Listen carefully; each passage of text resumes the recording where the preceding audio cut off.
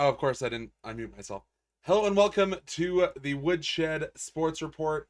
My name is Conrad Wood, and there we go. That's why I'm having audio feedback on my end. But welcome! I'm so happy to be here and so happy to be bringing you the brand spanking new Woodshed Sports Report. Hey, I'm going live just as Manchester United kicks off over in the UK. But as you can see down below me, our topics today are going to be the Stanley Cup playoffs. And then we're going to talk a little bit of Raptors and Blue Jays in hour number 1. Then we'll have a little bit of short break. And then we will be back to talk a little bit about minor sports in the minor league hour, or minor league Monday. So, as we all know, the NHL Stanley Cup playoffs are on. We've already had a couple of series go final in a couple of sweeps. Of course, that being the Colorado Avalanche taking over the LA Kings. And then, of course, Carolina defeating Ottawa 4-0. Ottawa never leading for a minute in that series. Kind of scary how good Carolina was. But, you know, we're live here on Twitch at Woodshed Sports Report and over on YouTube as well at Woodshed Sports Report. If you're around in the world of chat, I've got both chats up and open. Welcome your comments, questions, concerns. And hey, any feedback from this early show. But without further ado, let's get to talking a little bit about the NHL playoffs. I'm going to go kind of in order that they are in your bracket visualizer. So we're going to start in the Western Conference because, hey, I live in Calgary. A lot of these Western Conference teams are rivals, foes, frenemies in some cases. And hey, it's what I'm able to watch a little bit more easily, so I got a little bit more hands-on experience with these teams. So let's start with going back to the Daryl Sutter era for the Calgary Flames. And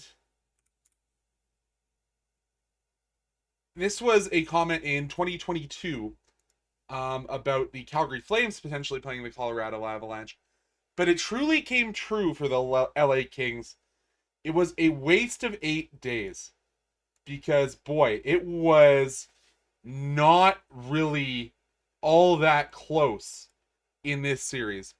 Closer than the other sweep out in the East. But that's not a high bar to set. It was pretty pure domination from the Avs, and we'll start with their goaltender, Scott Wedgwood. Boy, it's one thing to have a 950 save percentage in games where it doesn't matter, say preseason, or when you have that small sample size early in a year. But when you have a 950 save percentage in round 1 of the Stanley Cup playoffs, that's numbers that any team would die for. It's unheard of, honestly. Especially against a Los Angeles team that was rolling into the playoffs. Guys like Quentin Byfield were starting to turn on. Guys like Anze Kopitar in his final Stanley Cup playoff appearance before heading off into retirement. This was a series that I was expecting to be a little bit closer.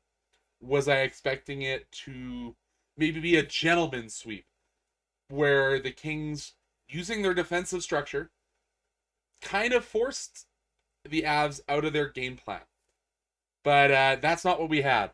We had the continue rolling from the Avs, and it was a fairly balanced offensive attack for those Avalanche. Not a lot of guys, not relying on a single guy, rather, to account for most of your offense. For the Calgary Flames fans and Calgary sports media in general, of course, the focus is on a couple of guys. Cale Makar, who looks healthy, which was a big concern for the Avs after he got hurt playing against the Flames later on in the season. And another guy that had links to Calgary a little bit sooner was Nazem Kadri. And I don't have the Cale Makar stats pulled up because I am the worst host of all time and didn't know what to prepare for show number 1. But I do have the stats for Nazem Kadri pulled up. Nazem Kadri is a +4 with 2 assists, running that second line for the Colorado Avalanche.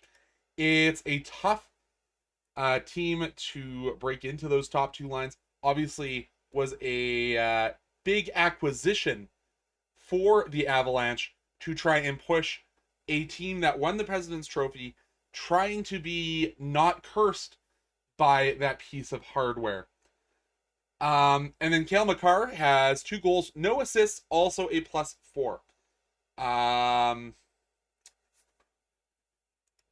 It's going to be a tough road because the Calgary Flames, or rather, the Avalanche, are the best team, but as I said, that President's Trophy curse is looming. And, you know, they're going to probably be able to rest. And for opponents that are going to face them, which whether that be the Dallas Stars or the Minnesota Wild in the next round, or whoever comes out of the Pacific Pillow Fight division, will have quite a hard time defeating this Avalanche squad. As when we look at the Avs, it is a team that doesn't have anybody scoring more than 4 points. Of course, having that short series doesn't allow players to rack up as many points. But, like, you have 3 guys tied at the top, and that's Gabe Landeskog and Nathan MacKinnon, who you kind of expect to be up there in points. 2 goals, 2 assists apiece. But then there's an underrated player for a lot of teams that aren't watching the Avalanche as closely as some, and that's Artturi Lehkonen. Artturi Lehkonen, 2 goals, 2 assists, actually leading the team, or tied for the lead, in plus-minus with Nicholas Waugh at +5. Of course, plus-minus not being the best stat in the world, but really interesting to see. It isn't necessarily just that top line leading the way. But speaking of guys leading the way, that Cale Makar, Devin Taves, I've always screwed that one up when I read it. Those 2 big D-men leading the way for the Avs. Taves with 3 points, a goal, and 2 assists. And hey, the NHL Stanley Cup playoffs, everyone knows it's one of the toughest trophies in sports to win. So the fact that they're getting possibly up to a whole week's rest before going into the next round is a double-edged sword. Is it rest or is it rest? We'll have to see. But let's go to what I'm calling the most even series in the Stanley Cup playoffs. The Dallas Stars versus the Minnesota Wild. Of course, the Wild probably would have been the 2nd seat in the Pacific Division. But hey, they're in maybe the most competitive, best division in hockey. Or maybe their points are inflated because they got to play against the Western Conference teams a little bit more. But this is one of the more interesting series. This isn't the Jake Ottinger that I expected to show up. And I also didn't think much of the Wild. So if you combine the 2, it's kind of an interesting little scenario. Especially for me, given this series. And hey, when you think of the Minnesota Wild, most hockey fans think of Kirill Kaprizov as being the straw that stirs that drink. But hey, Kirill only has 1 goal in this entire series. It's not that the Stars are coming out to play for Minnesota, despite the star in the eye of the logo.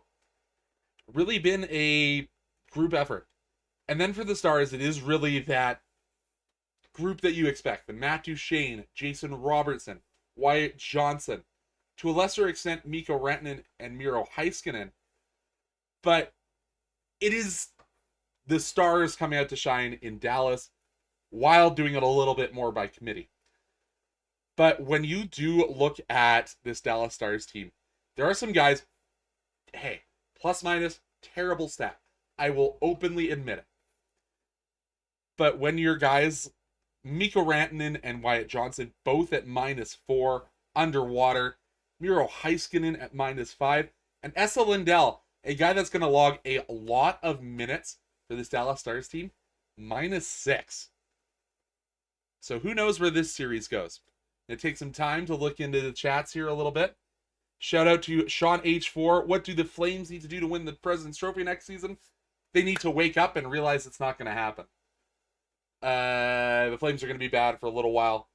I'm going to really focus my Flames talk this week on Friday's show because I got a few hot takes. We're going to discuss free agents who should maybe be living out of a suitcase this summer.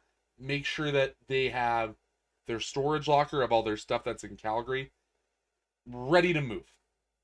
But we'll talk more about that on Friday. Let's go to this Vegas-Utah series. Of course, one of the weirder timed series, as they currently only have played 3 games. But as a Flames fan, it's kind of weird watching this series. Of course, it is Mackenzie Weegar and Rasmus Andersson, and to a lesser extent, Noah Hannafin, all coming together, facing off. And you saw Mackenzie Weegar and Rasmus Andersson kind of not full-on fist fight, but kind of giving that little bit of a gloved punch to each other in a little bit of a scrum. So that one's a little weird. But an interesting stat about this series, of course, 3 games played. Nobody is more than a point of game in this series. And hey, Mackenzie Weegar at that point of game mark already. And of course, this series has a lot of things going on if you're a Flames fan.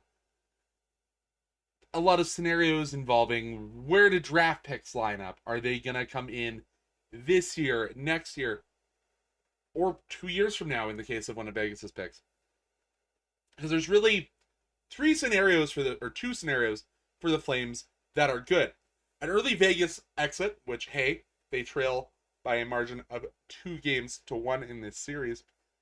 That will improve this pick this year to around that 17 through 19 spot based on who else falls. So remember, it is the pillow fight division, quoted by Connor McDavid. So they don't have a great record, so it'll probably be in that lower end of teams. Hey, even wildcard teams in either other divisions might be on top of them. But so that is scenario number 1. Getting a mid-first rounder this year. You probably could see the Flames go to the Ruck Twins, but again, we'll talk about potential draft as that time approaches. Either that, or you want the Vegas Golden Knights to go all the way and win the whole dang thing. As I said, tough road. You got Colorado standing in your way. But then you bump a couple of picks, you get a couple extra first rounders. And who knows, I don't know when the devil is going to come due for all of these deals that Vegas has done, shipping out draft picks, not giving players no movement clauses. I think that day, that reckoning is going to come, cannot be indefinitely postponed.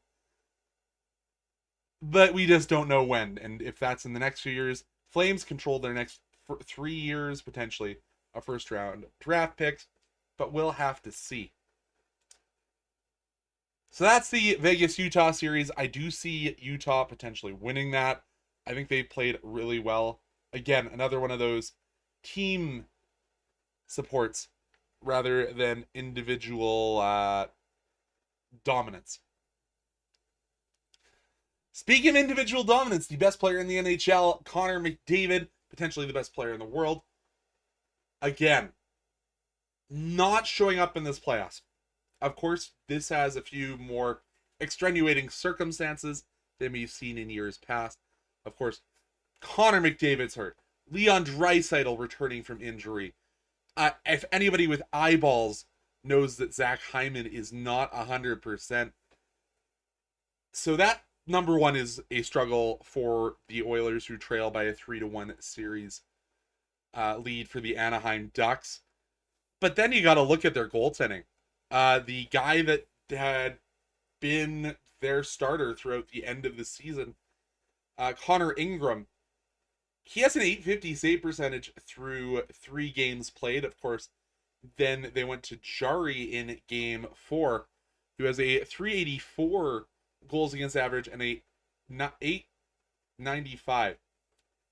And it's really hard to win playoff series in the modern NHL when your save percentage starts with an 8, let alone an .850. However, that's not just an Oilers issue. When I looked at this series, I said, this is going to be a fun one because both these teams are going to score a boatload of goals, and there's going to be very little defense play. And so far, I've been right. Because Lucas Dostal, who has played all 4 games for the Ducks, has a 3.75 goals against average and an 878 save percentage. So when you're saving, let's call it 88% of pucks that you see, that's still not a great rate.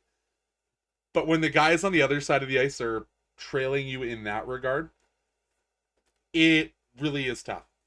And of course, I don't see Al Grundot or any of my former viewers from my old show in chat, but hey, there is the controversy in Game 4 of whether was it in. Hey Oilers, are you just recycling Calgary memes from 2004? Because it's really interesting that they're quoting the same thing, that cameras in the NHL and technology needs to catch up to a modern sport. I've been saying this for the last 2 years. There was a infamous rant on my previous show about how I said we have clearer, more visible pictures of Bigfoot than we do looking down 4 feet to the goal line. And we have chips in the pucks now. Like, this is something we've had for a multitude of years. The fact that those chips don't have a positioning system to tell whether, if it's centered in the puck, if where that puck is in relation to the goal line, that the whole biscuit has crossed the line. I don't know how that hasn't been a focus for the NHL, because we see all these video reviews, coaches' challenges to get the call right. You know the easiest way to get the call right? Take it out of human hands. Let it be a piece of goal line technology like they have in soccer, where they can see that the whole ball has crossed the line. I don't think I'm speaking out of my ass here, saying that we're already seeing this technology being used for player tracking, puck tracking, tie in with the gambling section of sports that's becoming so prevalent. How do we not have this technology to say, yes, we didn't see it on the cameras because our cameras are 480p and embedded in the back of the net, not looking straight down. Like, this seems like a no-brainer to me to eliminate arguments like we're seeing coming from the town that's 3 hours north of me.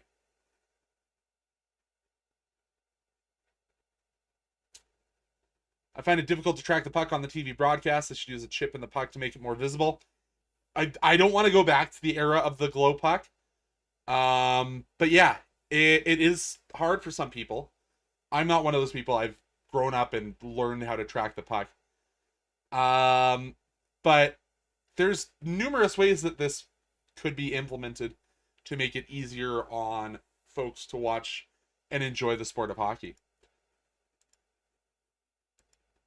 But yeah, it's going to be a tough series now for Edmonton, because we know they haven't done great in Game 7s, and it really is starting to become interesting. I talked to a friend of mine who is a writer for the Hockey News, just hearing about how the temperature is with Edmonton sports media and fans up there. Big shout out to Avery, who does a lot of sports media coverage up in Edmonton. And he said, man, it's a hot seat for everybody. Whether that be Coach Knobloch, whether that be everyone in the front office.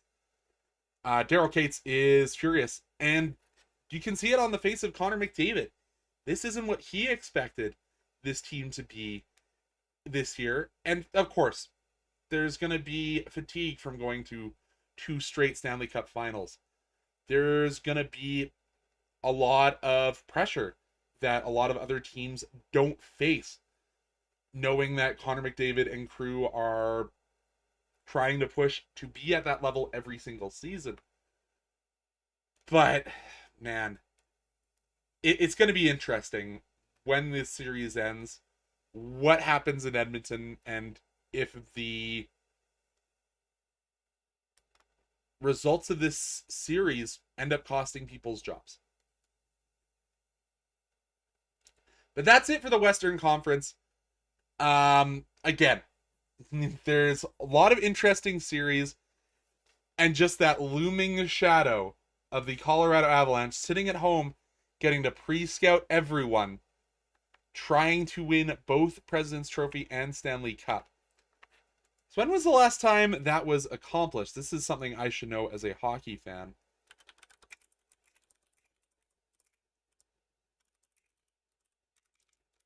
Because that is really interesting, and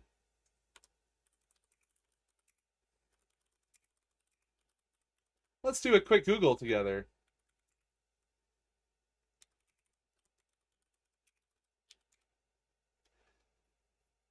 Was the Chicago Blackhawks in the 2012-2013, but that was a shortened season. And it's only happened 8 times since the introduction of the President's Trophy in 85-86. And the last time previous to that was 2007-2008, the Detroit Red Wings. Ugh, speaking of a team that's going the wrong direction, talk a little about them in the hot takes segment on Friday. But let's talk about the Eastern Conference, where the Buffalo Sabres, after, let's call it what it is, a decade of absolute shambles, both on the ice and off the ice, hiring a guy who understands numbers as your general manager. Like, it's been so bad in Buffalo. For them to have a dominant series against the Boston Bruins, who, let's be honest, had a feel-good story of their own, a team that had no expectations, and employs Elias Lindholm and Nikita Zadorov. Ugh. It's been a interesting story for them. I think that run comes to an end, because it would have probably shocked me 2 years ago to hear myself say this, but the Buffalo Sabres are a wagon.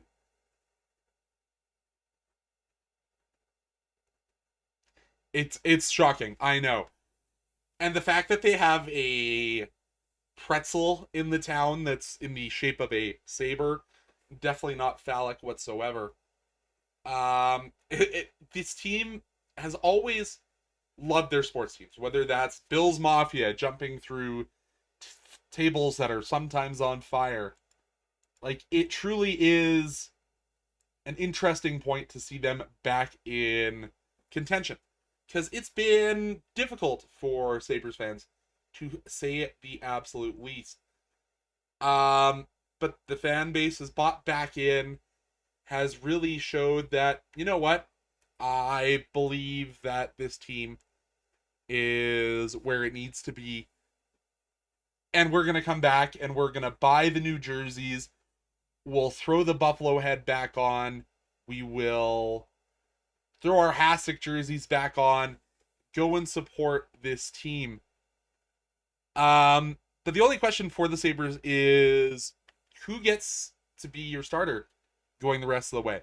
Of course, it started with Ukko-Pekka Luukkonen in net, and he has 2 wins, but also had that blowout loss against the Sabres, where Alex Lyon had to come on in relief, and then Lyon plays again and has a victory. Is it ever a problem to have 2 goalies who you believe can both win? No. But it really is going to question, or be a question going into most games, is, do you start UPL or do you go with Lyon? And hey, do you maintain both of these goalies into the offseason? But I do foresee the gentleman's sweep. I think that the wake-up call has come for the Sabres. Of course, you never win a Stanley Cup without some degree of... what's the word I'm looking for here? Without some degree of difficulty. Without a little bit of friction. But hey, Alex Tuch is one of the leading goal scorers and leading in plus-minus in terms of goals, points, and plus-minus. He's a +6, only beaten by his teammate Bowen Byram and Peyton Krebs. Don't have as many points, but are at +7. Guys, this team is a wagon. In fact, There's only one player, Josh Norris, being below water. Oh, actually, that's not true. Ryan McLeod, also below water.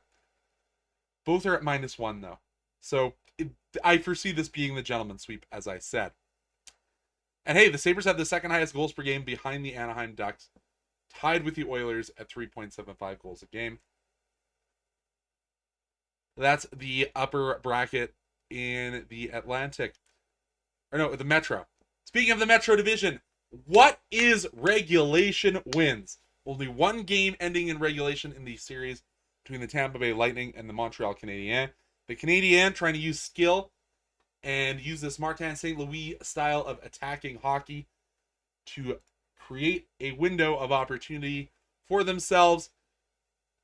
And the Tampa Bay Lightning are gooning it up. Like, I think there is no other way to phrase this. Well, of course, there's other ways to phrase it, especially given the connotation of goon in the general media. But it really is this hard physical game that the Tampa Bay Lightning are playing, and they're drawing the Canadiens down into the muck with them. Tampa is a veteran squad that knows the rules in the playoffs. This is Montreal's first foray back to the playoffs since the COVID years. And it's starting to show a little bit. Undisciplined penalties both ways have been kind of the tail of the tape for me. And boy, I thought Montreal was going to go up 3-1 and it was going to be over. But Max Crozier absolutely leveling Juraj Slafkovsky completely changed the momentum of Game 4. The question is, will it change the momentum of the entire series? Will one of the stars for this Habs and Juraj Slafkovsky even be back in this series? I haven't checked what the news today on Slav has been. But without Slafkovsky, it's going to be an interesting road for the Habs. But it is reported by Yahoo Sports that he is going to be fine after the big hit. He returned to the bench in Game 4, but again, you never know how things are going to go as they progress day after a hit of that magnitude. I want to say there's probably going to be at least one or two more overtime games in this series, depending on how long it goes. Vanessa, thank you so much for joining. I know friend of the stream through George Not Gina's chat. Thank you so much for tuning in to check out the stream. But let's go to the most one-sided series in the NHL playoffs. And that is the Carolina Hurricanes taking Ottawa to the Woodshed. Or this way is where the Woodshed logo is. 0 points for Brady Tkachuk, the captain for the Sens. And the fact of the matter is the Ottawa Senators did not hold a lead once in this series. It was awful. I don't think I'm saying much when I say that this is not what the pesky Ottawa Senators expected coming into this series. Like, when your leading scorer is Drake Batherson, has 4 points, but is underwater -3. Only guy that's a point-a-game player. Dylan Cousin, who's a great pest. Probably the second best in the league. Maybe the best, considering his age. When he's one of your leading scorers. When Carter Yakimchuk, in his first year as a pro, is leading your team in points. Tim Stützle only has 1 assist. As I said, zeros across the board for Brady Tkachuk and so many other players on this Ottawa squad. When you have Hotson Bacho, of course, nickname Thomas Chabot, coming in, obviously not 100%, but putting up -6 in the series. When Thomas Chabot at 60%, if I'm being generous, is your best option on the defensive end, you're going to struggle in this playoffs, and the Carolina Hurricanes are a wood chipper. Talking about goaltending for Ottawa, though, it was it's tough to be a goaltender. Like, Linus Ullmark did not play poorly. He had a 932 save percentage, and for those of you like Vanessa who may not know hockey, I don't know you, Vanessa. Thanks for tuning in. But when you're stopping 93% of pucks and have a goals against average of under 2, you're expected to win a lot of games. But when your team cannot put the puck in the back of a net with any regularity in the playoffs, and hey, never holding a lead, that's a tough one for Linus Ullmark. And for me, this is kind of a little reminiscent of the last time the Hurricanes won the Cup. Because you have a goalie who has been good, not great, ever in his career. Of course, talking about Freddie Anderson, and he's got a 955. Relate that back to Cam Ward, who is a little bit younger, well, a lot younger, Frederik Andersen being one of the oldest players in the NHL this year. But having this resurgence and finding a way to win, and hey, like, as I said, the Hurricanes are a wood chipper, and this is a team that didn't really buy at the trade deadline. This is a team that's using a resurgence of Taylor Hall, guys like Sebastian Aho, who didn't have a goal in this series, guys who I believed in for a long time, but a lot of other guys didn't, like Andre Miller. Jordan Staal still continuing to be a contributor. Mark Jankowski, a Calgary Flames cast-off, who also just got married in the offseason and is now like 7 degrees of separation involved with my family, which is really weird. But anyways, as I talked about with the Colorado Avalanche, the Carolina Hurricanes are going to get a week off to either rest or rust. We will see who comes out of the Battle of Pennsylvania to face them.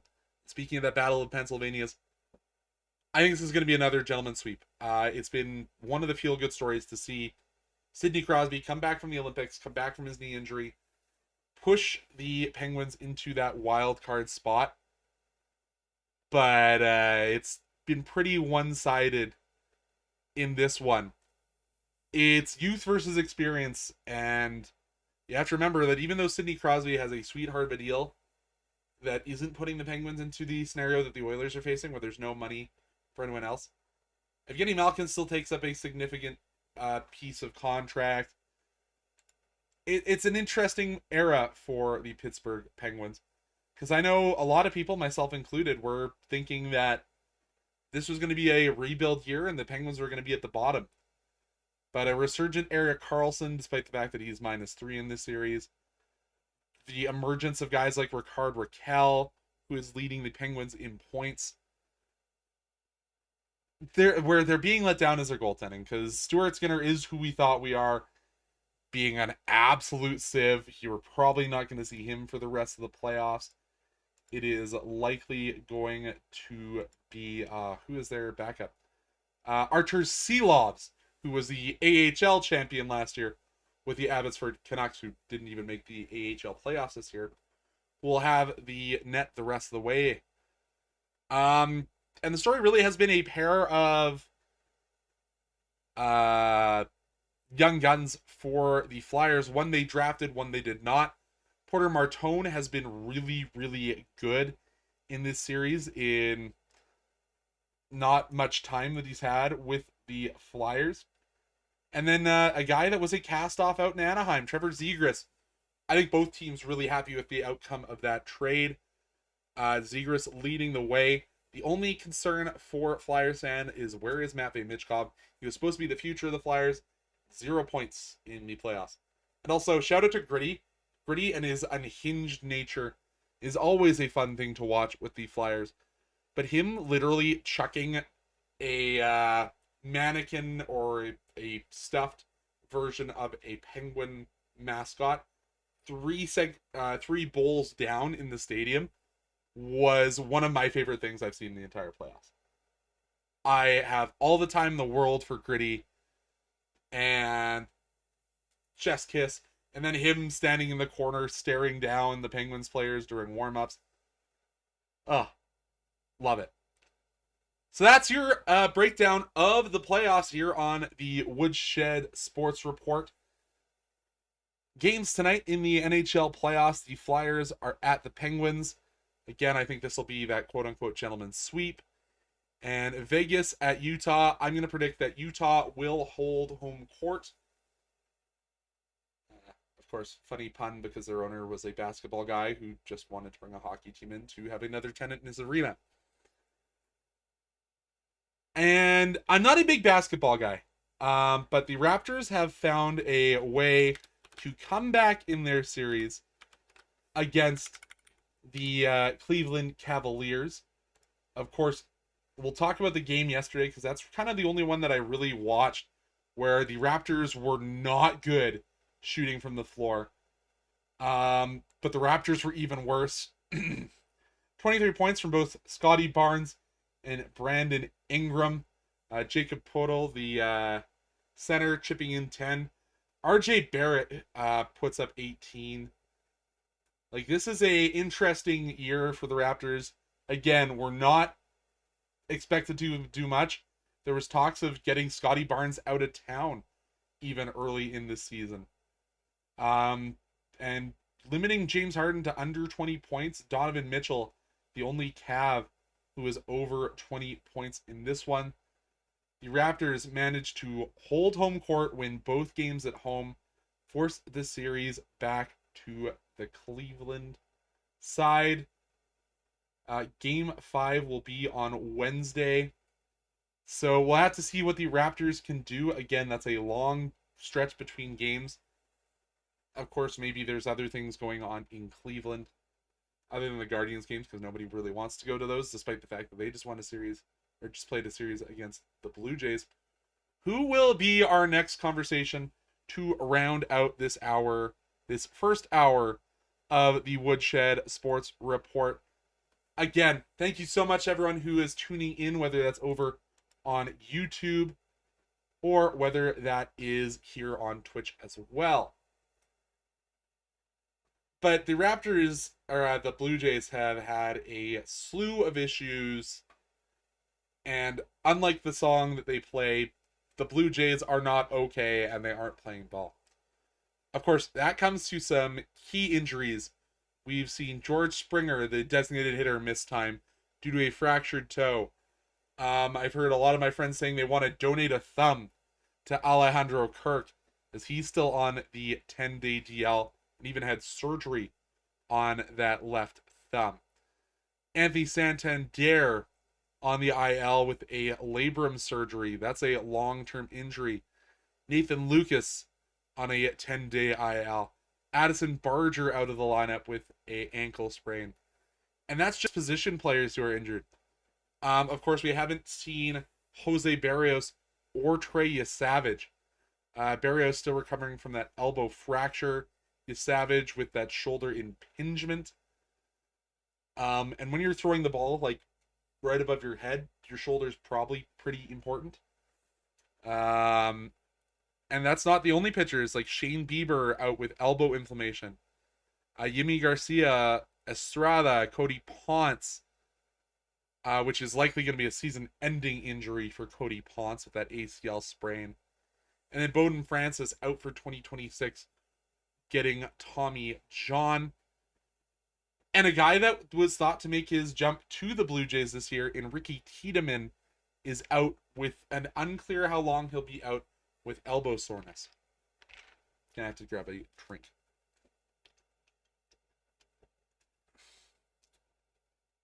But, of course, a lot of stats books haven't put out the man games lost yet. So I kind of did the calculation myself.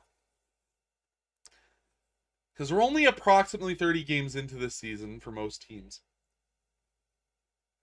And in the MLB, rosters are massive, so you have to remember that there's probably approximately 10 to 12 players injured at any time.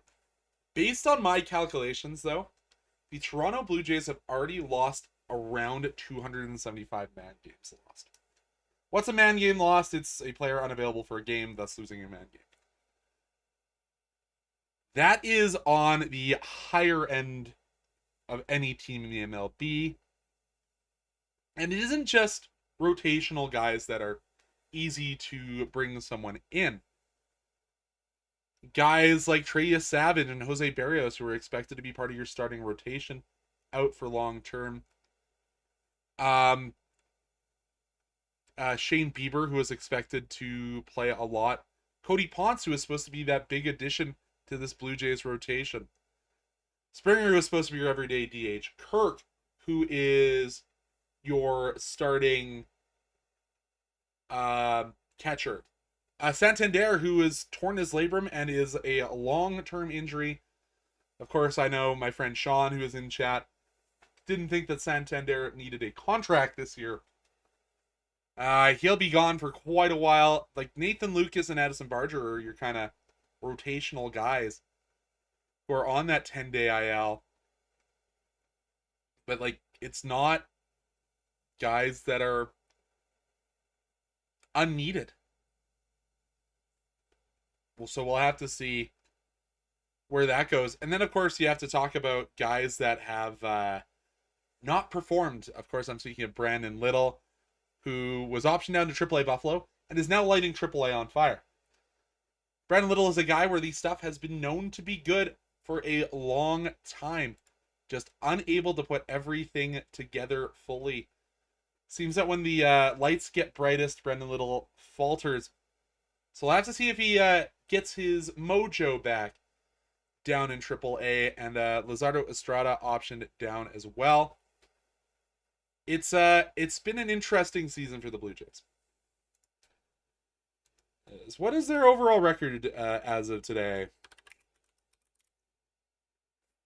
Because they're fourth in the AL, behind the Yankees, Rays, and Orioles. They're 12-15, so working their way back to 500. Of course, the only team below them in the AL East just fired literally every coach they have into the sun. And did you guys see that image of the bus that they hired to get all of the coaches out of the hotel and back to the airport? Assuming to fly back to Boston was rental coach lines. And people were getting all about that, not knowing a coach and a van are interchangeable names. But it's interesting. And I don't know what the answer is. But I can think of one guy who I really want to see get in a little bit. Which is a former Okotoks Dawg, who will talk about the Okotoks Dawg a little bit later in today's show. But Adam Mako is a guy, or Mako, I believe is how it's said. He was there before I was in Okotoks. We obviously saw him play for Team Canada in the World Baseball Classic. He's somebody who has kind of struggled through AA and is now in AAA. Buffalo 1-1, 3.86 ERA through 7 innings with 8 Ks, approximately a 10 K per 9. Maybe he's a guy that the Blue Jays will bring in to add another arm into that relief. But we'll have to see. Like, he looked good with Team Canada in the World Baseball Classic, but of course, World Baseball Classic is players out of season that have not done much in their MLB careers. But it's an interesting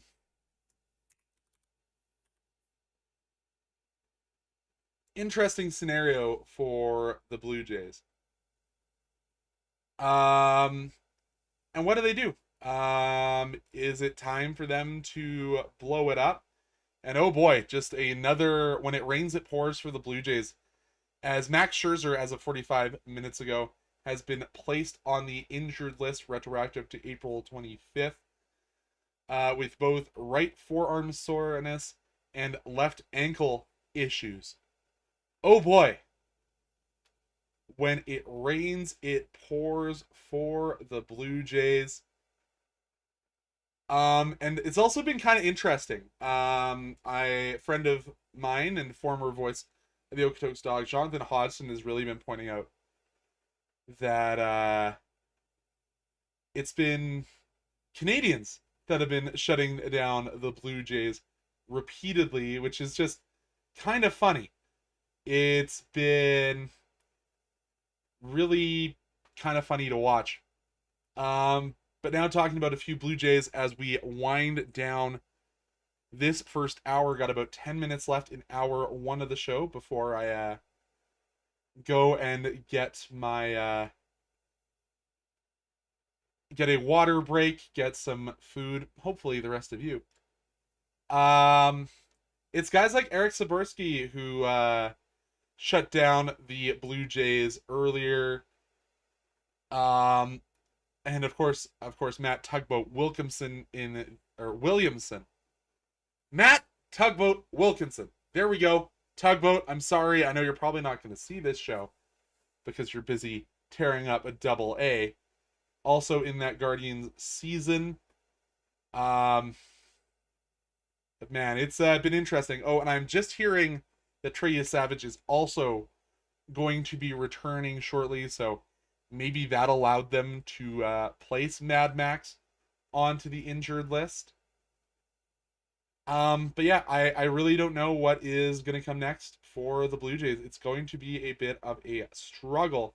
But yeah, Eric Saborski, the former Edmonton prospect, of course, that team now at the Energy City Cactus Rats, goes 1-2-3 against them in the series. Also was a two-way in JUCO. It's really interesting, and as well, I don't think any conversation about the Blue Jays. This is where I'll have my final kind of talk about the Blue Jays is the play of Jeff Hoffman. Like, boy, oh boy, leading the league in blown saves is not what you want out of your closer, and now the Blue Jays have announced they're going to be going to closing by committee. And I gotta say, I'm also a Padres fan in the MLB. And prior to Mason Miller, we saw that with the Padres, and that is not a situation you want your team in. There's a reason that closer is the second highest paid position behind the starters in baseball. You pay these guys to go out and win you games, and Jeff Hoffman has not been that for the Blue Jays. It's always fun. I got my group chat with a bunch of friends talking about the Blue Jays and what their struggles are. For a guy that last year was fourth in the league in blown saves, it's not been good for Hoffman. Like, a guy that has decent whiff and chase rates, but like just can't get out of games, can't close it out, and that's what your job is in this MLB. But like it's tough. You aren't seeing performances like Mason Miller for the Padres, like. And then I saw some people on X and Blue Sky clamoring for the return of Jordan Romano, who's just been optioned to the minors by the Angels. I don't think that's her answer either. Give me one moment, chat. I'm just gonna grab some water because I can feel my throat getting ticklish. Because I haven't done a show like this ever before where it is 2 hours of sports talk, just myself.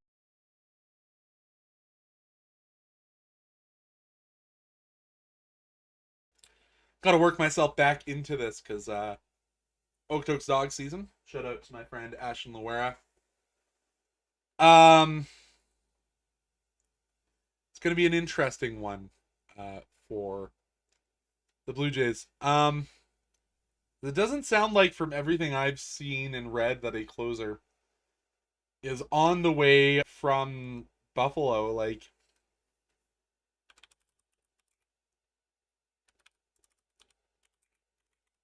who is handling the closing duties? It's been Mason Fluharty, who of course was with the Blue Jays last year, who has been the closer. You have to think that he is probably a name that a lot of Blue Jays fans wants to see come up with the big squad if this pitching issue can't be solved. And of course, you have to hope the starters start to not put as much pressure on the bullpen that has happened. Um, but I just realized I still got a little bit more time here in hour number one as I started the stream 10 minutes or 5 minutes early to get that countdown started. So we got still about 10 minutes. Let's talk about some of the call ups because they've also called up Chase Lee with the addition of Max Scherzer to the 15-day DL. Lee was a draft pick of the Texas Rangers in 2021. Of course, round 6 pick. Has only seen 5 games in the MLB. Those are all with the Tigers. His numbers this year with AAA at Buffalo: 0 wins, 0 losses. Has been a relief arm. Is 2 for 2 in save opportunities. Hey, maybe he is the one who's going to be called into that role, as it pitched 13.2 innings across 9 games. So it doesn't look like he'll be moving into a starter, and it looks like the Blue Jays are going to utilize a bullpen day. But the other guy that I think a lot of Blue Jays have been watching since he's been called up is Yohendrick Pinango. This guy was one of the people who nearly made the team out of camp as a lefty. Because it's going to be an interesting road. For him, it's going to be one of those guys that is going to be relied on. Tyler Fitzgerald designated for assignment down to the minors. And of course, the Blue Jays had to pick up a catcher. Picking up Willie McIver, who they traded for cash. And they've, with all the numbers that have been going wrong with the Jays, it's been tough. Because they've had to sign a couple of free agents to just go play in Buffalo.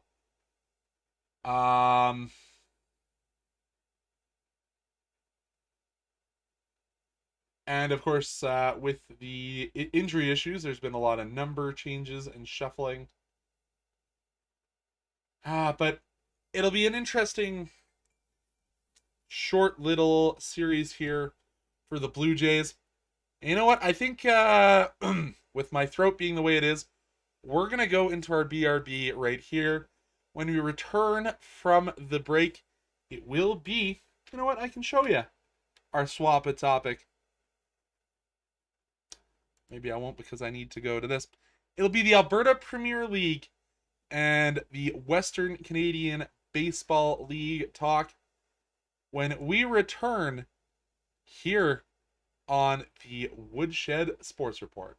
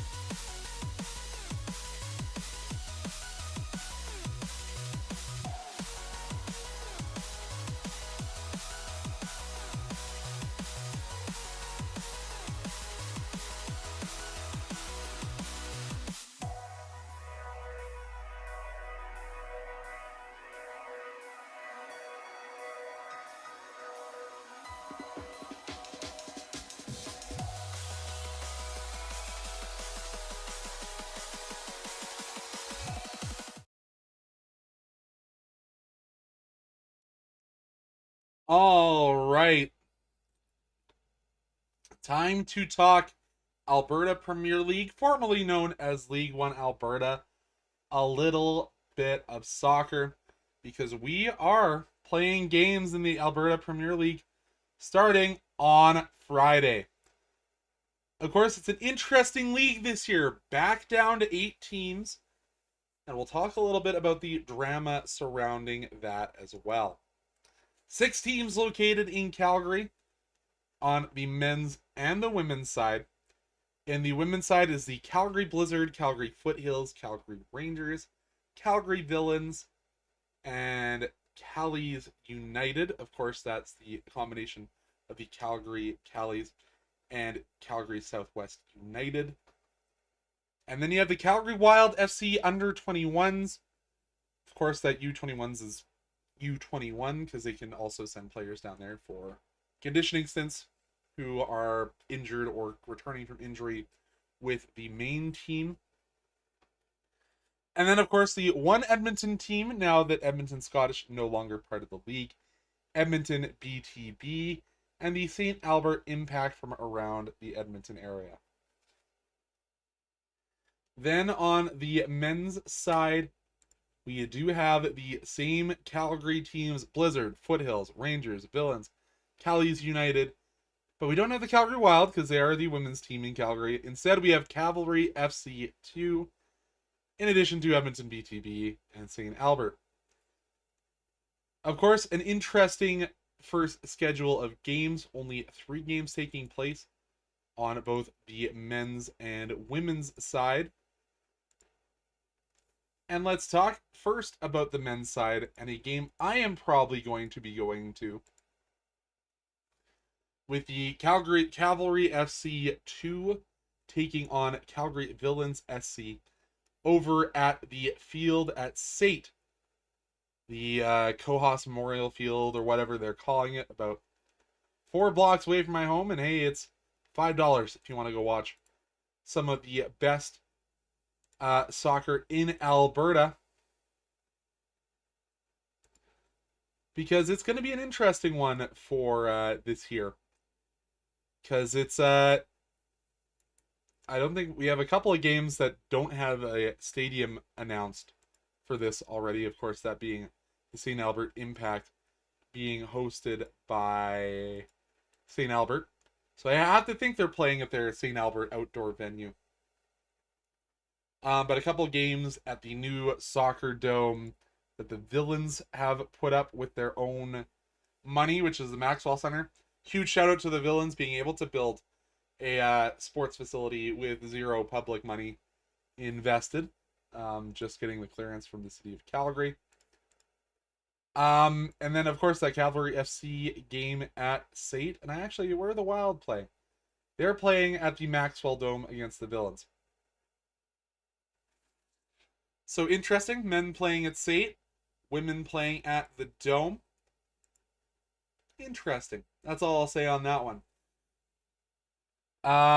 Vanessa has to head back to work. Thank you so much for joining us Because it's an interesting little stream here. But thank you so much for joining me. I will enjoy the rest of my stream. I'm going to try and see if we've got rosters posted yet. But it doesn't seem that we do. Oh, it looks like we have 3 of the teams posted. No, we don't have any rosters posted just yet. Let me do a quick Google here, because I think that'll be an interesting...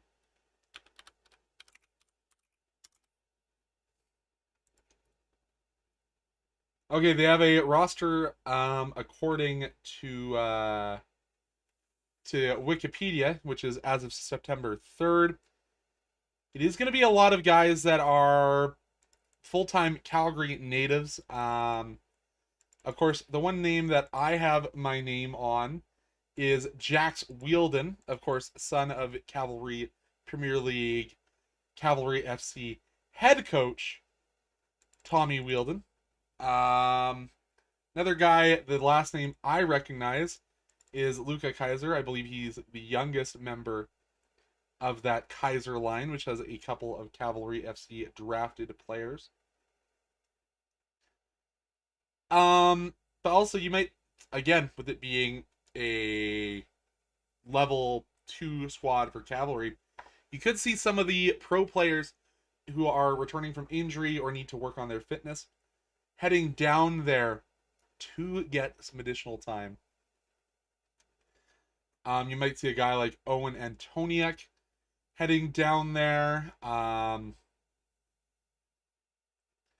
we'll have to see what comes of that. Because it is a younger team. A lot of these guys getting their first sniff of semi-pro football.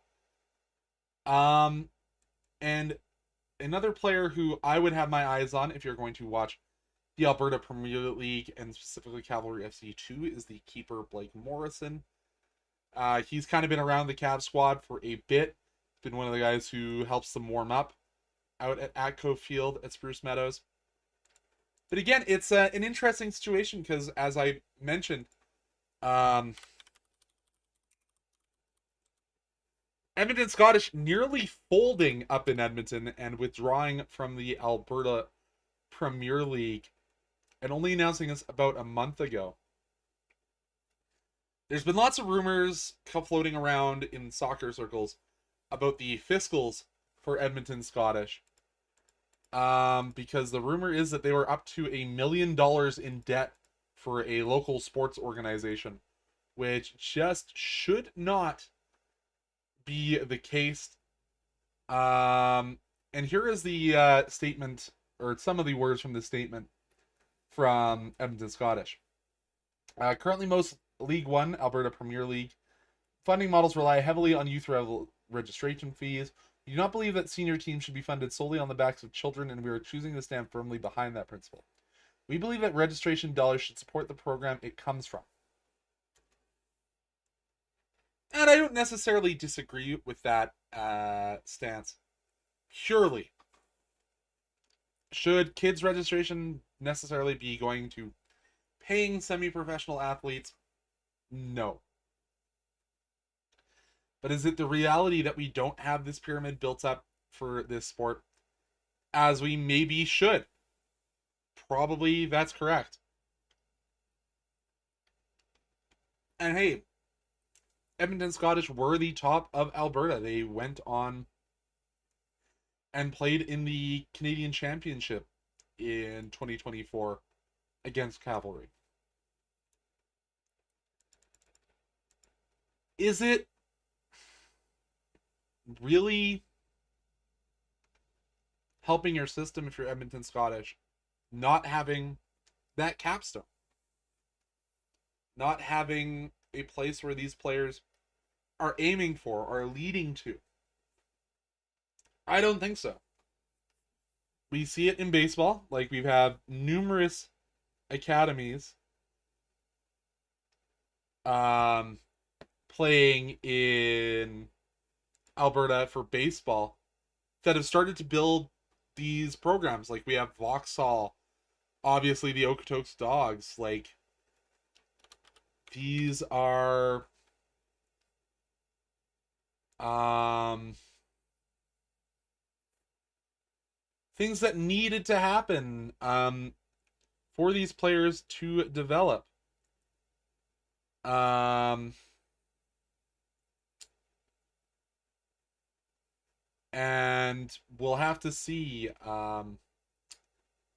what that means for programs like the Edmonton Scottish that aren't seeing the returns for the Alberta Premier League. Does this mean that sponsorship money isn't there? Does this mean that development isn't necessarily there? Yeah, it was the Edmonton Journal's Stephen Sander who said it had liabilities in excess of $1 million. We'll have to see. While Scottish say that League One is part of their or Alberta Premier League now is part of their long-term vision, they need to find a way to fund it in a little bit better ways.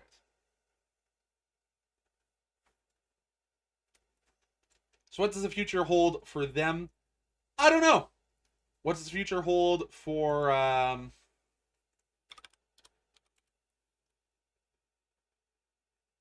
soccer in Alberta? I don't know. League One Prairies is coming, and that'll be Saskatchewan and Manitoba. Should it have maybe focused on joining Alberta and having more teams rather than having 6 in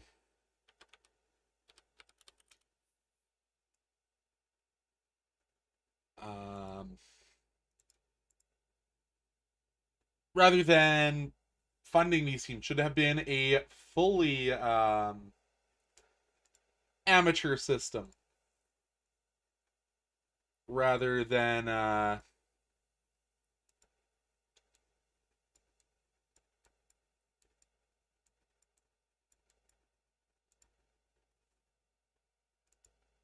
being the semi-pro where some people are being paid. It's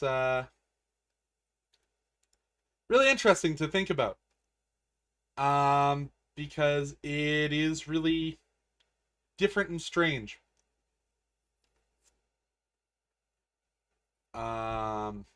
Looking at that, apologies, just trying to read and kind of figure out what's going on.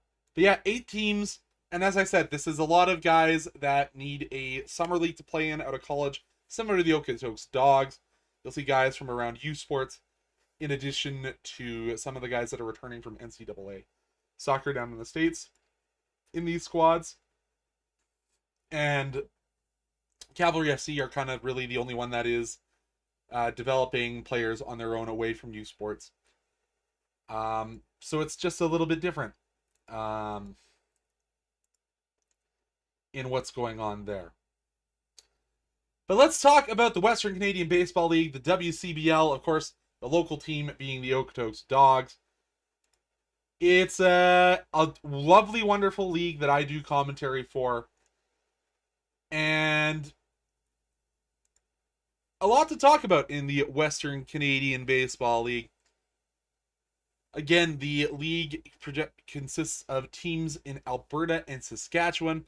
Those teams being the Okotoks Dawgs, Sylvan Lake Gulls, Lethbridge Bulls, the Brooks Bombers, the Fort McMurray Giants, and the Energy City Cactus Rats playing out of Edmonton. Hey, they finally got a stadium this year. We'll talk about that a little bit later. Of course, the newest team not relocated, but a joining team, the Saskatoon Berries, the Medicine Mavericks, the Regina Red Sox, the Moose Jaw Miller Express, the Weyburn Beavers, and the Swift Current 57s. It's an interesting league full of a lot of interesting players. Of course, this is college-aged players coming out of aluminum bat leagues in the NCAA or metal bat leagues coming out of the Alberta circuit and looking to go to either JUCOs or the NCAA ranks. Coming in, playing in a wood bat league, playing in some of the toughest competition that is out there. And like you're seeing the Okotoks Dawgs year after year bringing guys out of top programs. Of course, they've got lots of guys coming in this year out of Portland, who is one of the top teams in the NCAA. Um, and like you're seeing guys like Matt Tugboat Wilkinson, who we mentioned briefly, one of the top prospects in baseball, got his start in Okotoks. Adam Mako, who played for the Edmonton Prospects, the Energy City Cactus Rats. It's really an interesting league to watch, because it is number one, good quality baseball. Like you're seeing guys coming out of this league talking about Okotoks. Max Hartman, who, according to a lot of people who build draft projections, could be one of the top guys to be drafted out of the NCAA to the MLB this year. Guys like Mike Soroka, who is a Calgary native. Lots of guys that are continuing to grow and build the game of baseball. So it is really going to be interesting to watch the WCBL this year.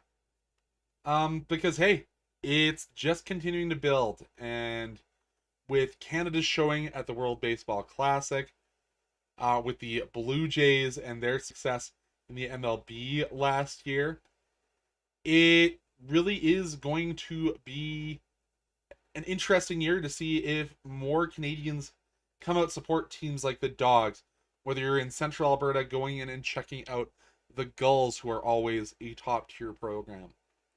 Whether you're joining out in Saskatoon and going to see the Saskatoon Berries, who have some of the best unis and hats in baseball, in my opinion.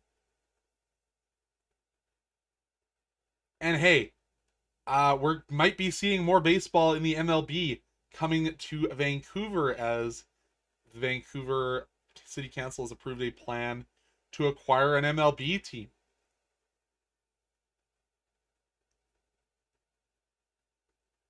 Like, hey, it's good baseball. Come out, give it a watch. It's one of the guys that's returning to the Dogs for his final year. Was just announced as one of the finalists for the nation's best shortstops in Ricardo Sanchez. Like, there's lots of guys in this league that are starting to grow their profile. So come give it a chance. We'll talk about them more and more on this Minor Sports Monday. But I'm going to give you a little bit of a preview of how I foresee this season going to round out this show. So we'll start again in the West. It's the Alberta Conference. Comment from Sean: Vancouver MLB would be great, but I doubt they can beat out Salt Lake City and Portland. Hey, if they can get an MLB team and build a new stadium that can maybe be like they have in New York, where it hosts both MLS and MLB, I think it'd be great. And Vancouver is a growing city and has a lot of Japanese immigrants, where baseball is one of the top sports. So you have to think that there is a lot of interest in an MLB squad out in Vancouver. But again, let's focus on, and hey, no shade to the Vancouver Canadians, because that program, long running junior program, really one of the top in this country. But hey, if the city council wants it and is willing to put civic money towards bringing a baseball team, I'm sure there's a lot of interest in that from the MLB. But going back to Western Canadian Baseball League, let's talk about how I foresee the league shaking out. Of course, the Okotoks Dawgs were denied their quest for 4 last year, only making the semifinals. But I foresee them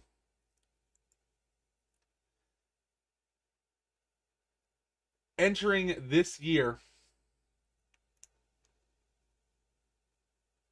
and once again returning to the top of the mountain.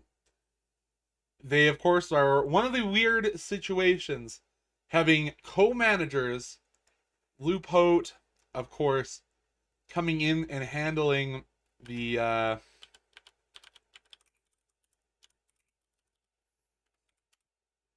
um, handling the duties for a few years as the Okotoks Dawgs manager, as his co-manager was out due to health reasons. But once again, Mitch Schmidt back in Okotoks. And they've actually changed it from a co-manager where Lou is going to be the manager, but Mitch Schmidt is going to be your bench coach. So they have changed their titles around a little bit. But having that consistency in a league where the only consistent is change is huge. Of course, as well, the Okotoks Dawgs improved their off-field training. They added in to their field house 2 pitching lanes and 2 hitting cages, all with full TrackMan, from what I understand, which is not a small expense.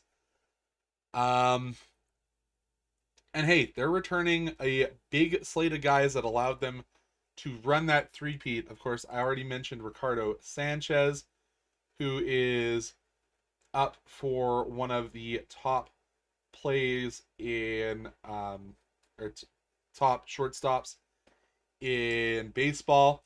They're also looking to return Will Labonte, who I said out of that Portland program is up for National Pitcher of the Year in the NCAA. Out of the Portland Pirates. He'll be returning. But yeah, it's really going to be interesting for the Dogs as we continue. And hey, just a reminder, the Dogs have produced the Braves number 20 prospect, Eric Hartman, who is going up, and up in ratings because he went 5 for 5 and had 3 home runs last week.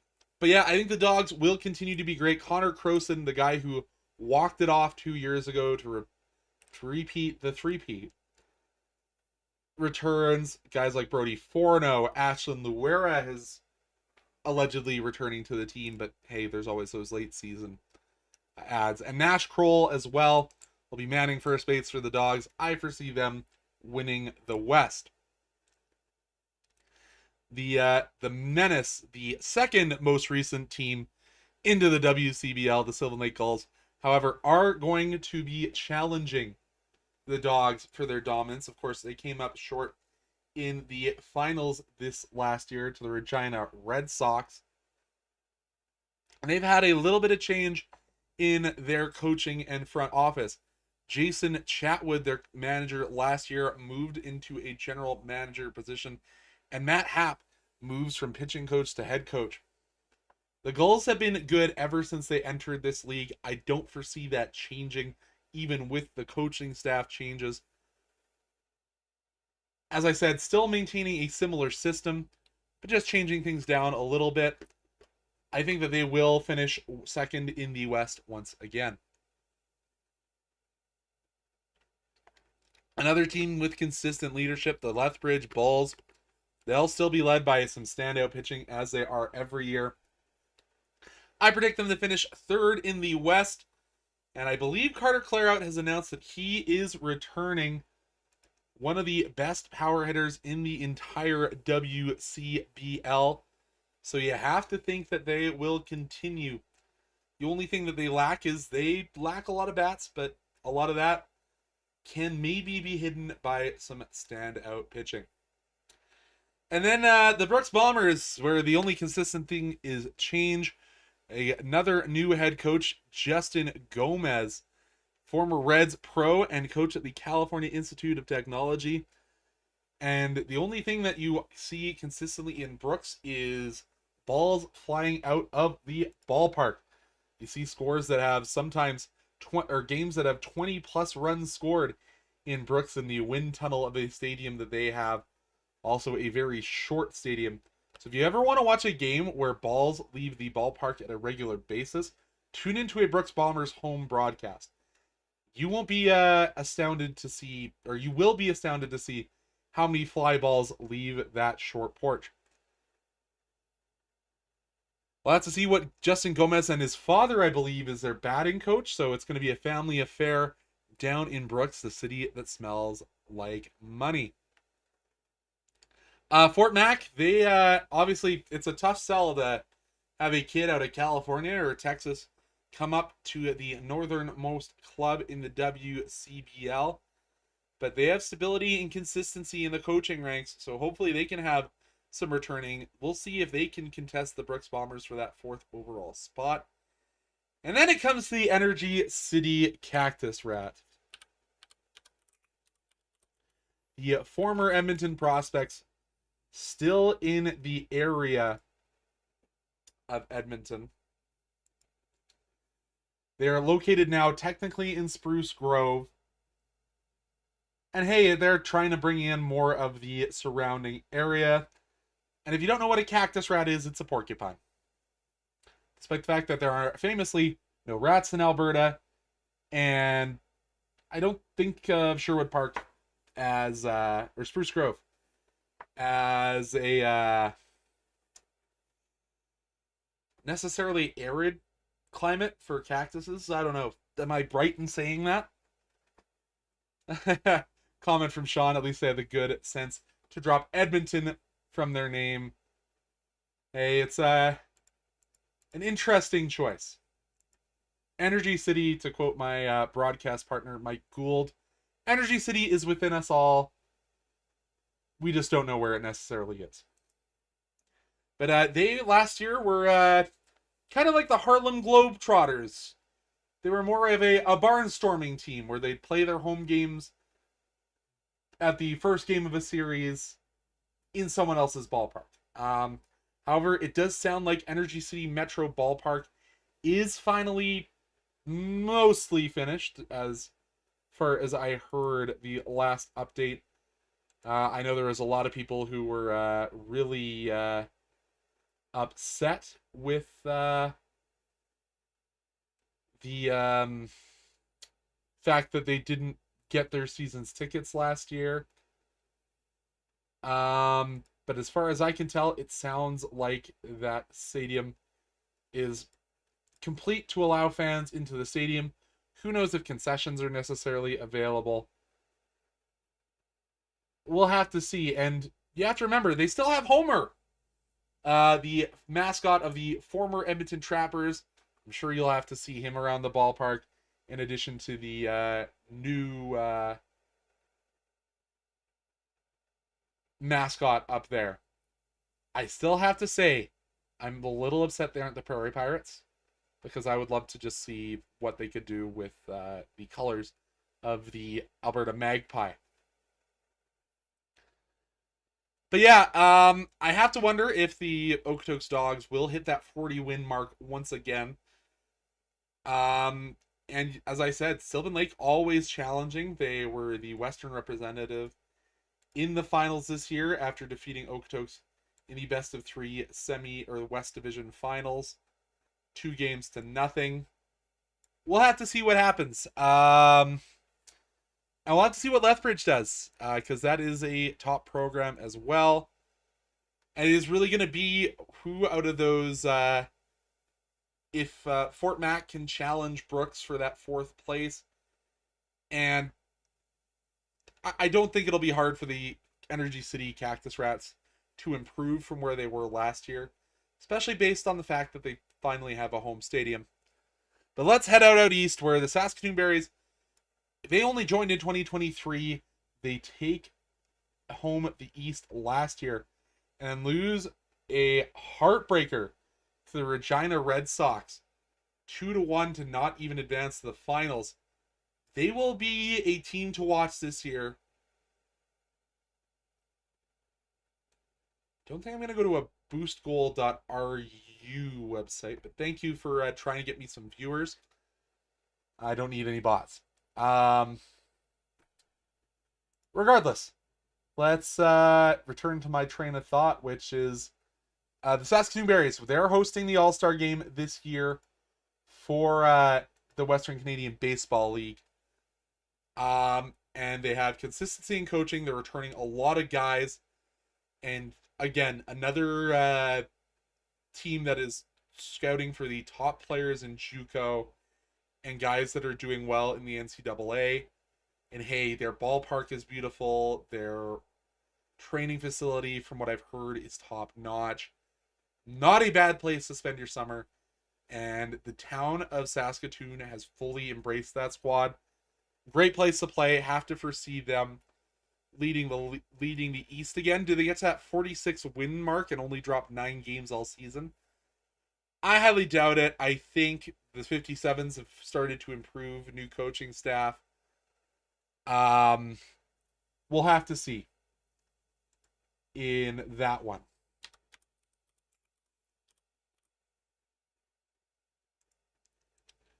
But the Medicine Hat Mavericks, I think they will probably be number 2, despite the fact that they have had their own coaching staff swaps. Because it is now assistant coach Ryan Reed taking over that squad. But again, I think they're going to reload. They're going to challenge the Berries. Will they get close? Who knows? And then the WCBL champion, the Regina Red Sox, had a change at pitching coach, but retaining head coaching staff. Bunch of new assistants. We'll have to see what goes on in Regina, because I don't think Regina likes Saskatoon showing them up, so we'll have to see if they can continue to represent the WCBL, and hey, maybe they're going to push to retain that championship. As the Dogs are are the only team to ever three-peat in WCBL history, if my brain is fully correct. Again, that's your kind of top 3. Both divisions have that clear delineation. So we'll have to see, because where I've got it, I've kind of got the Miller Express sneaking in because they've had less turnover because, well, actually, coaching staffs are both fairly similar in terms of turnover, and that really matters in a summer ball league. Because for the Miller Express, it's assistant coach Michael Gonzalez replacing Eric Marriott. Marriott kind of had the biggest opportunity thrust onto his plate as he heads to pro baseball down in the States. Big jump for him. So we'll have to see if the Miller Express can find a way to get through. Of course, they lost to the Berries, and I gotta say, I do love the nostalgia of the Miller Express jerseys. They really remind me of Pittsburgh Pirates jerseys. We'll have to see if they can sneak their way into that 4th place and see what Michael Gonzalez does with that squad. Weyburn Beavers, I think that they also have the similar struggles to what Fort McMurray has. Nobody knows where Weyburn is. It's a smaller town. They have a new pitching coach. We'll have to see what they do. I think they might go the method of Brooks and just try and find a team that can absolutely mash baseballs. They don't necessarily have the benefit of playing in the shortest fenced, smallest stadium in the league like Brooks does. But we'll have to see how that team does shape up. And the Swift Current 57s, they have a full coaching staff reset. A team that only won 10 games. They won one more game than Saskatoon lost last year. So I think that's going to be a tough rebuild.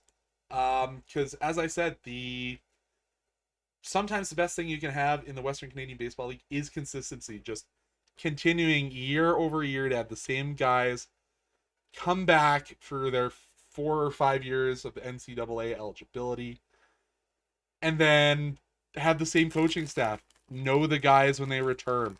So we'll have to see if the 57s can build into that or rebuild into that. We'll have to see, because it really is a rebuild for both the 57s and Weyburn. Weyburn to a lesser extent than Swift in my calculations. And hey, it's a tough sell to come to Weyburn. A little bit easier, I think, for Swift Current. Um, but let's look locally now that we've looked over the whole league, because there are reasons that the Dogs are on top. And that is they routinely return 10 to 15 players, in addition to having some of the top talent in Alberta that comes through the Dogs Academy.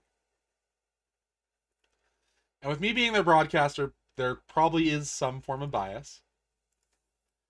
But the methodology from the front office regarding of that top academy, like, don't get me wrong, there's other great baseball academies in Alberta, like Vauxhall Academy down south, Weber Academy here in Calgary,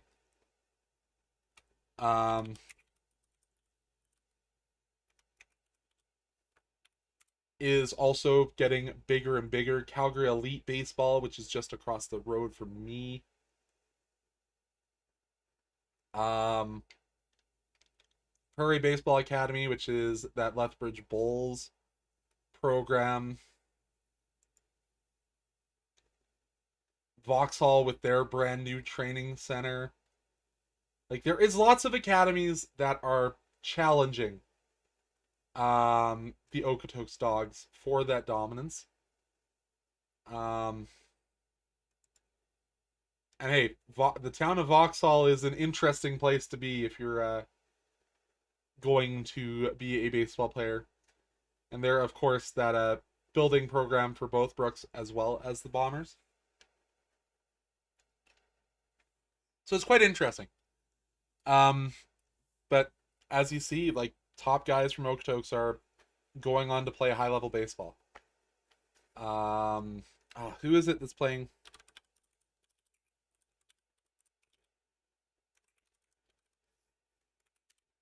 For the White Sox. Tristan Peters, former Okotoks Dawg, is a starting center fielder, or starting outfielder for the White Sox throughout this year. Yeah, it's the White Sox. Let's put the White Sox are professional baseball sort of on that.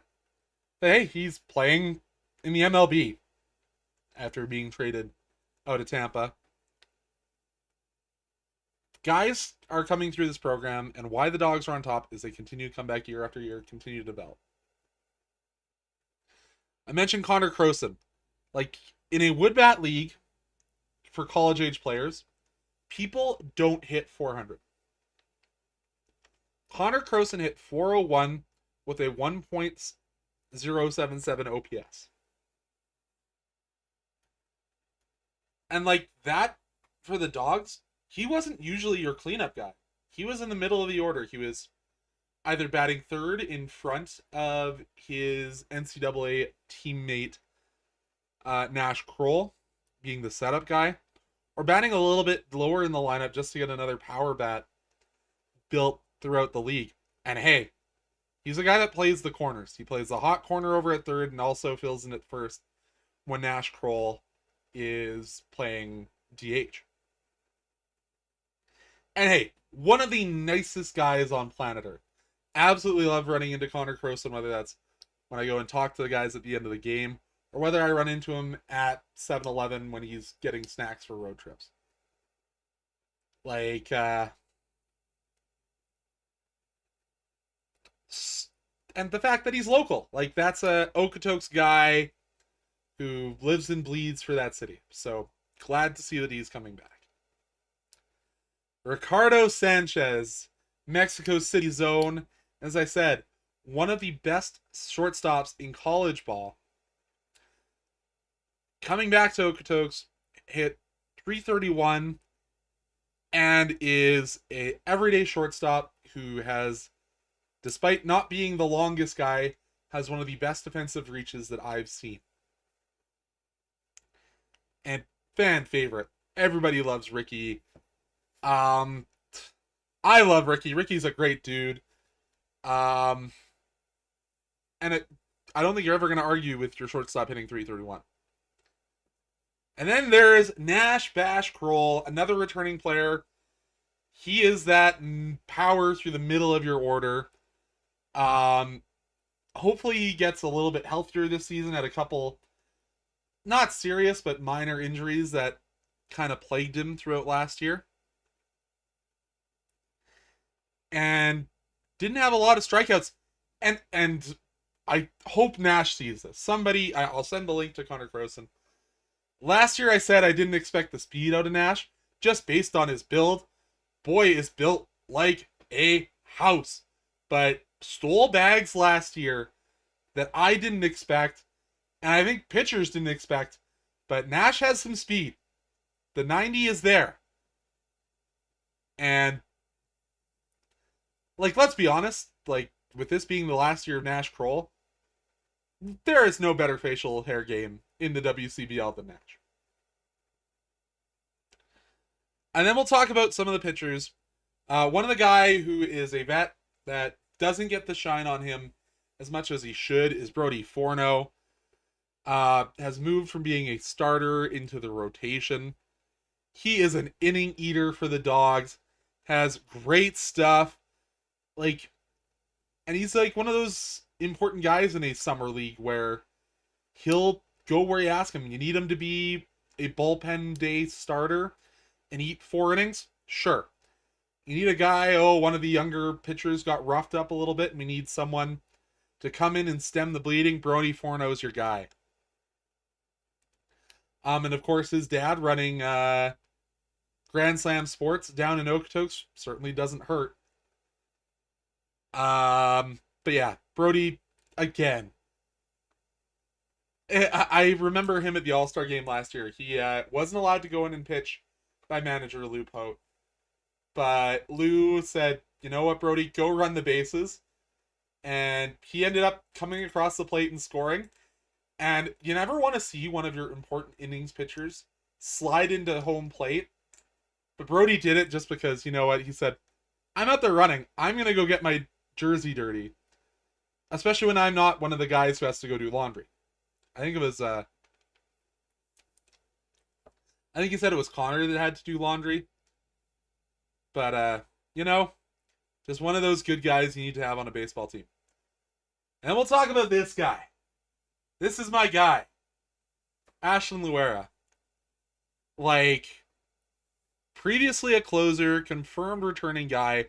He was more of a setup man last year just due to an early season injury that kind of just nagged him throughout the whole year.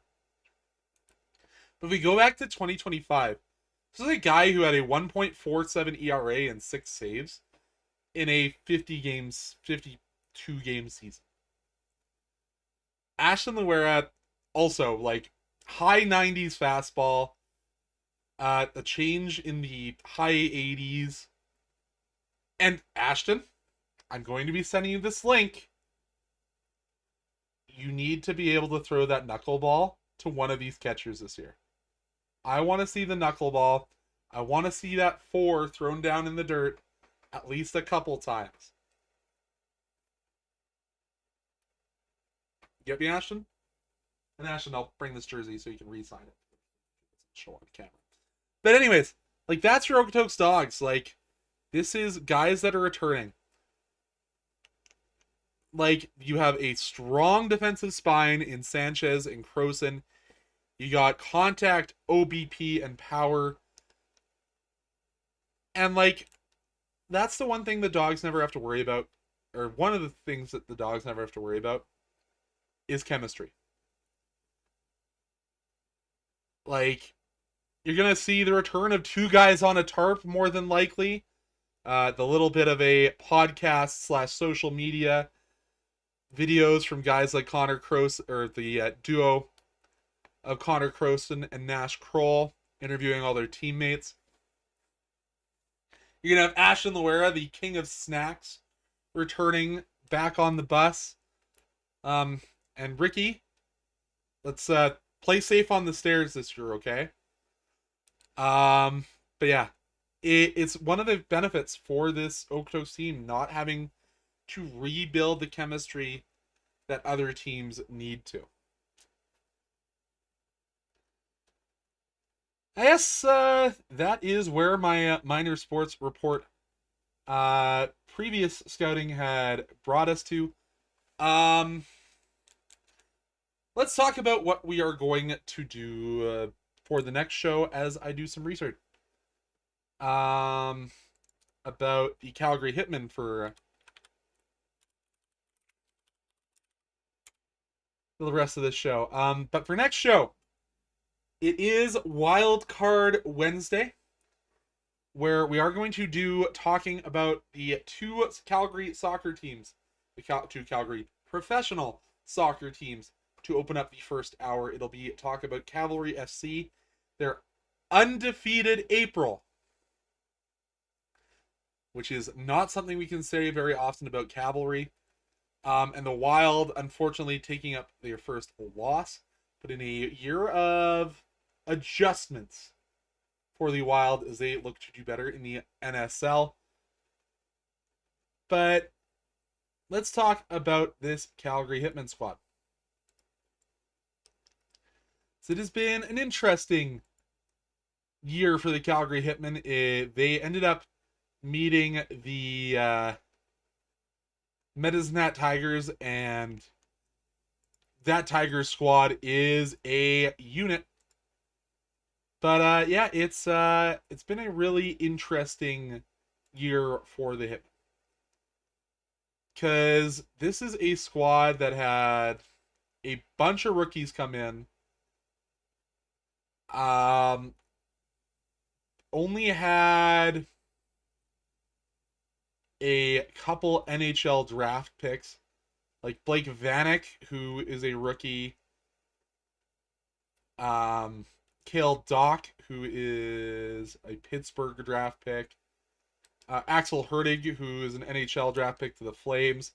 And of course, will be playing with the Flames next year.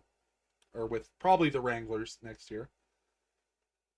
Like, this is a squad that didn't have the plethora of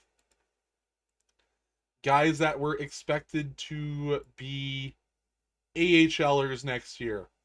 Like, this was supposed to be part of that cycle for the Hitmen, and through a incredible series for Eric Two, again, two rookie goaltenders in the WHL, two 2008 guys.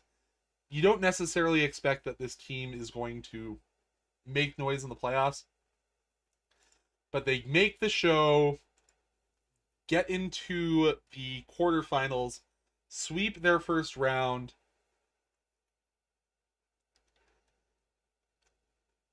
and did more than anyone probably reasonably expected out of the Calgary Hitmen.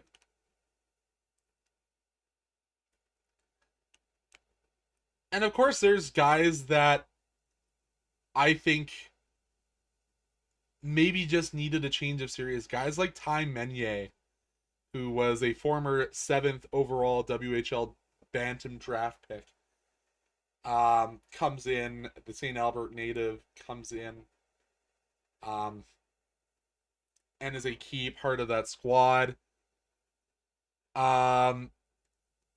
Who else was I looking at? Wyatt Pizarchuk. And then one of the few guys that stayed around for his whole career in Axel Hertig. Really good job by a young Calgary Hitmen team to get to where they were. Because it's interesting.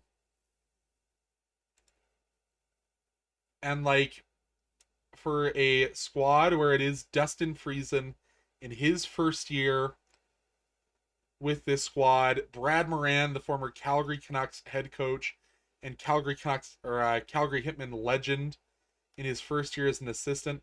I wonder if he ever got his ring with the Calgary Canucks. Long story there that I can't necessarily talk about on air. Dakota Krebs as well. Peyton Krebs, I believe, his brother.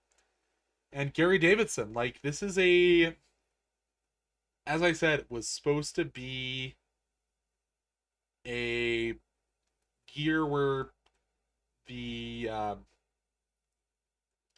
Hitmen maybe were supposed to finish a little bit lower, probably not make the playoffs, to battle and claw their way into a playoff position is massive. Will they? What does the next year look like for the Calgary Hitmen? As I said, lots of rookies, and not necessarily rookies that you're worried about leaving for NCAA greener pastures. There could be a couple of guys like maybe Eric Dew with his playoff performance. Maybe he gets a couple calls from down south, the White Rock, BC native. Maybe he gets a couple calls. Um, but like I maybe Wyatt Pazarchuk goes down and sees if the grass is greener.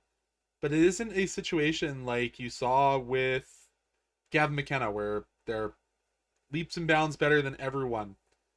And maybe want to make that jump down south.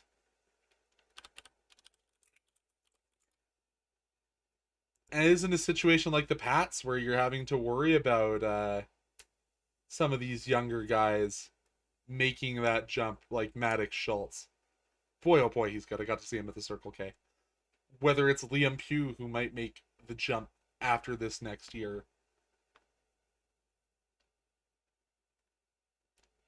You're not necessarily having to worry about that if you're the Hitman, and that's massive. Who do I like for the Calder Cup? That's an interesting question from my friend Sean. Of course, the Calder Cup, the AHL Championships. It's really hard to pick a winner. I think it's probably going to be Grand Rapids because that team in the regular season was an absolute unit. Um, like of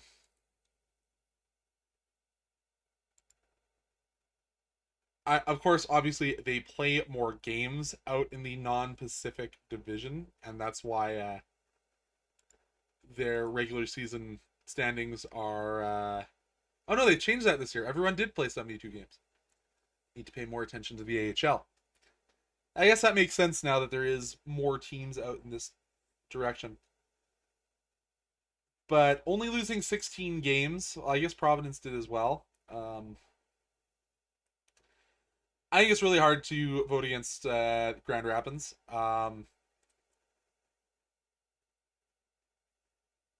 I think I was really hoping that the San Diego Gulls would go a little bit further because I have one of their jerseys from when they were an East Coast Hockey League team. Um, so they would be my pick. Of course, I don't get a lot of time to watch a ton of AHL. Do you mean the Coachella Valley Thunderbirds? Yeah, they got a lot of offense certainly in Coachella Valley.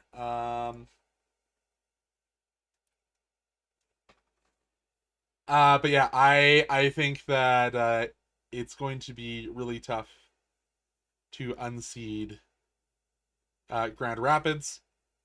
Of course, we already have a North Division semifinal that's already 2 games in, with the Crunch and the Monsters being tied at 1. You are right. Coachella is Firebirds. Springfield Thunderbirds. You are correct. I don't watch a lot of the Eastern teams. You're right. You're right.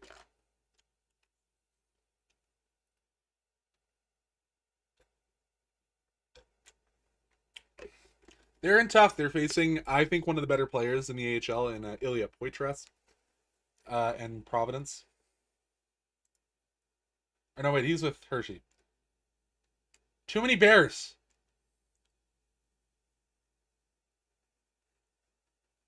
Um, Yeah,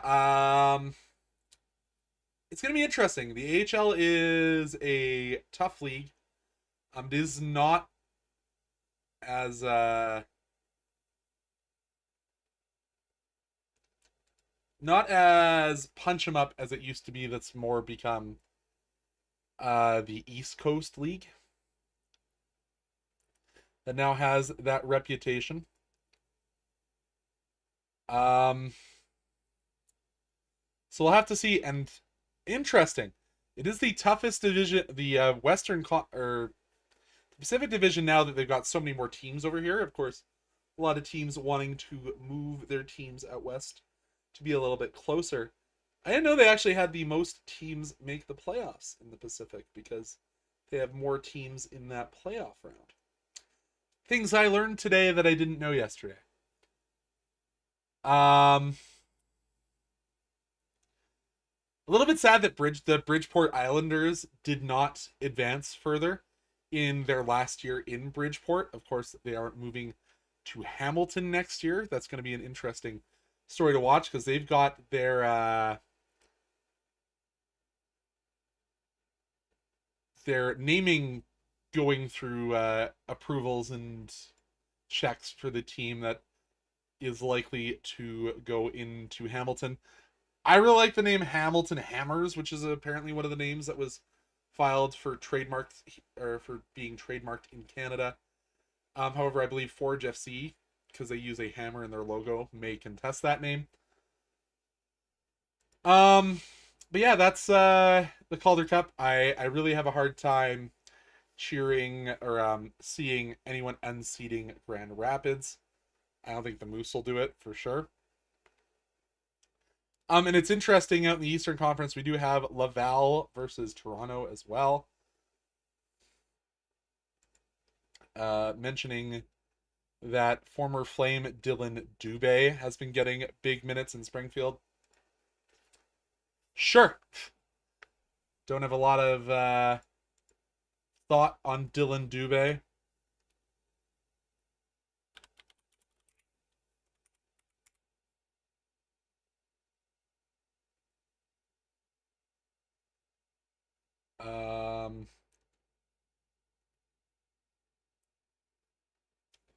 Shrug. Maybe he'll go back to the Dynamo Minsk next year. We'll have to see. Don't have a lot of thoughts on the guys that had that allegation brought against them.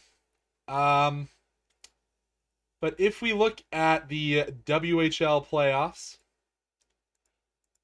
back to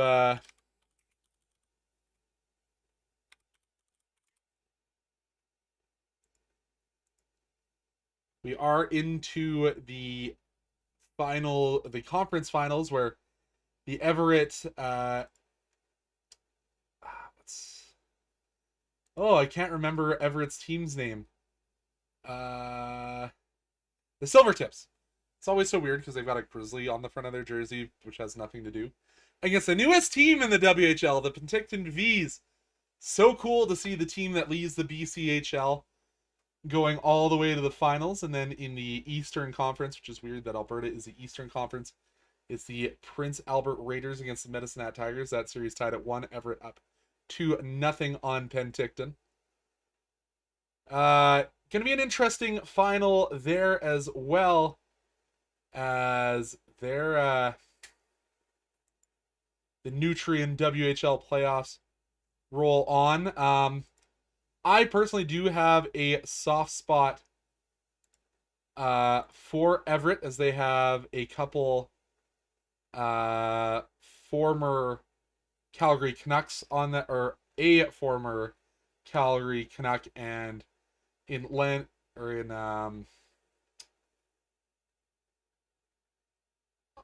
Reese Jameson is out there. Like, there's a couple Calgary boys down there, and Jackson Pisani, son of Fernando Pisani, out there as well. Luke Vluswick, another guy that I got to know his family really well from my time commentating the Circle K Classic. Hello, Anand. Big shout out to my former co-host joining in on the YouTube chat side of things. Just joining in right at the end as we talk a little bit of WHL divisional finals. Of course, Landon Dupont, the likely top pick in next year's NHL draft, playing for the Everett Silvertips as well.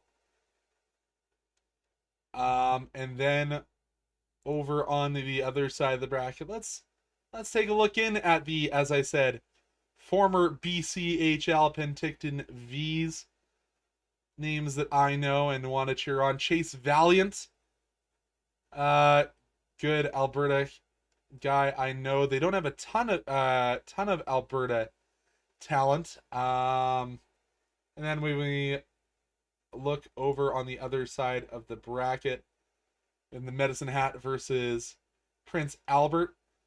Of course, it's Andrew Basha, the Calgary Flames draft pick, and the Ruck twins of Liam and Marcus doing a lot of lifting. Of course, taking down game 2, 5-0.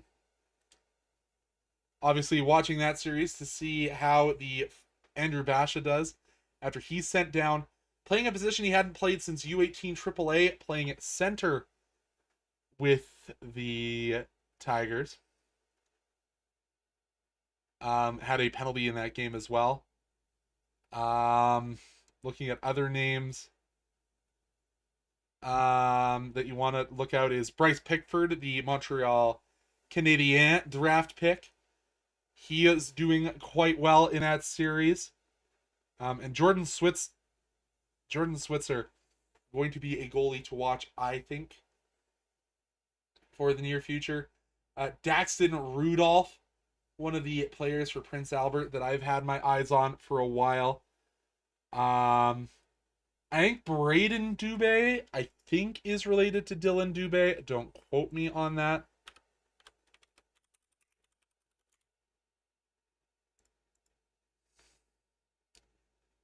Pull up elite prospects. Nope, no relation. Well done, Conrad.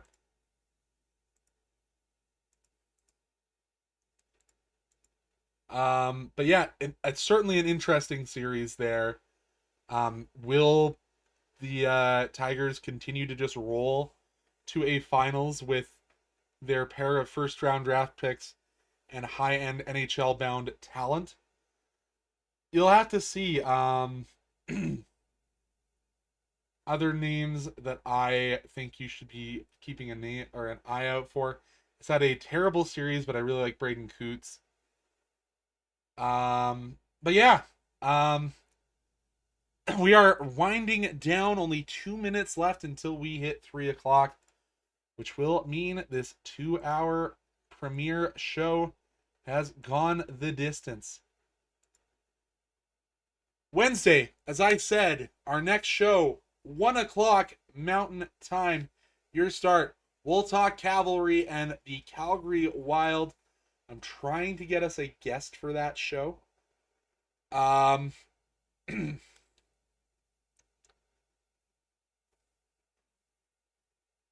then we will have our variety hour, as it is Wild Card Wednesday. Will it be sports related? Will it not? I haven't even decided yet. So we will discuss a few fun things there. It might even be a discussion, if we want to continue the soccer talk, about the Save the Caps campaign that is ongoing to keep the Whitecaps in Vancouver, as talks have heated up about their potential relocation. And maybe, you know what? I got a couple other plans. Maybe talking a little bit of sports entertainment on Wednesday. And then Friday. Friday will be our big Calgary Flames talk day in the first hour. We'll run down our free agency plans, what my plans would be if I were Craig Conroy, which I am not, no matter how much I wish I was. And then we'll look at some hot takes from either myself or the hot take magnets of guys like Stephen A. Smith. And hey, maybe we'll look at some hot takes from the NFL draft. We didn't talk about that on today's show. But hey, my clock reads 3 o'clock. My first full 2 hours minus 2.5 minutes of talking directly to you. My name once again, Conrad Wood. Thank you so much for tuning in to the inaugural Woodshed Sports Report. Have a wonderful rest of your day. We'll see you on Wednesday.